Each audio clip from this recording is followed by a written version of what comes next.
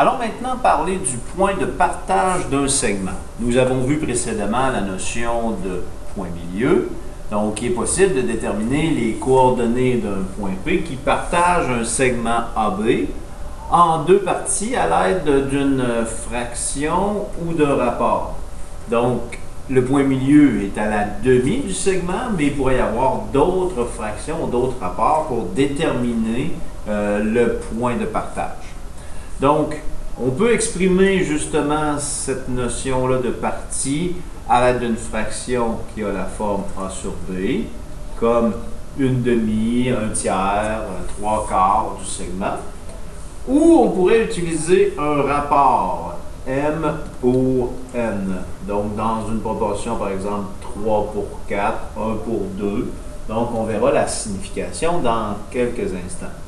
Donc, si on imagine la situation suivante, donc un segment AB, le segment A qu'on connaît, on pourrait connaître les coordonnées, et le point A qu'on peut connaître les coordonnées, le point B qu'on connaît les coordonnées, x2, y2, et un certain point P. Donc, on remarque ici 1, 2, 3 parties, donc 3 unités ici.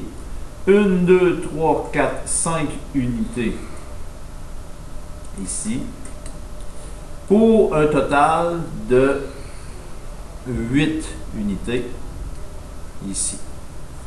Alors, on peut dire que le point P, donc le point P ici, est situé au 3 huitièmes, donc au 3 huitièmes, si on l'exprime à l'aide d'une fraction, de la longueur du segment AB.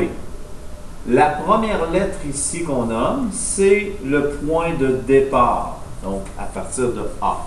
Donc 3 huitièmes à partir de A. Et ici, on pourrait dire que le point P est situé au 5 huitièmes de la longueur du segment BA.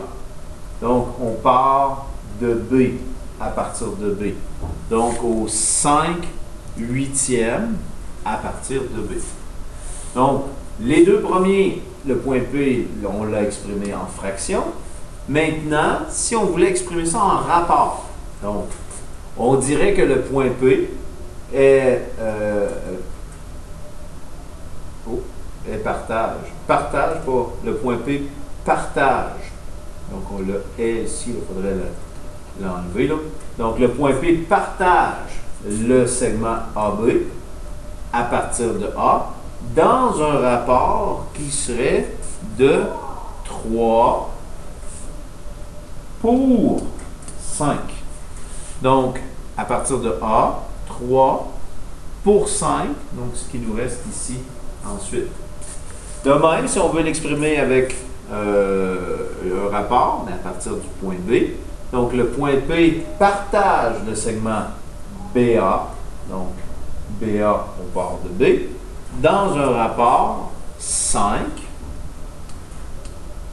pour 3 ici qui nous reste.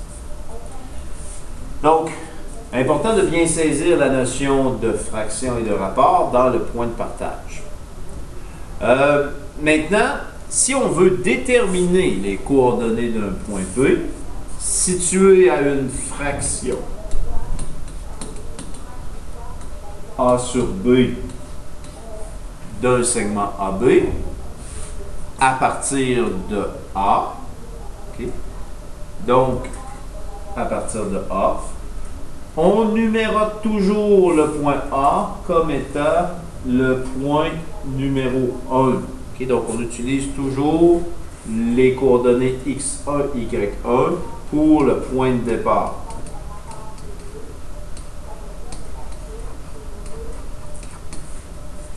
Donc, on utilise la formule suivante. Donc, pour trouver le point de partage, qu'on nommera xp, yp, pour connaître les coordonnées, on aura à faire la chose suivante. Donc, du côté des x, on calculera la coordonnée de x1, donc la coordonnée en x de mon point de départ, plus ma fraction a sur b, donc ma fraction de partage, fois x2, qui est la coordonnée en x de mon point d'arrivée, moins x1, la coordonnée en x de mon point de départ.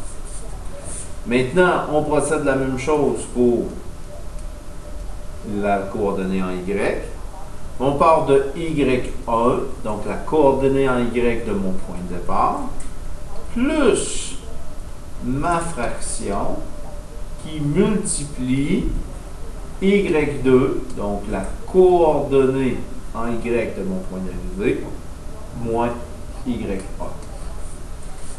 Donc, c'est la coordonnée du point de partage s'obtiendra en utilisant cette formule. Maintenant, si jamais, au lieu d'être exprimé en fraction, si on a un rapport,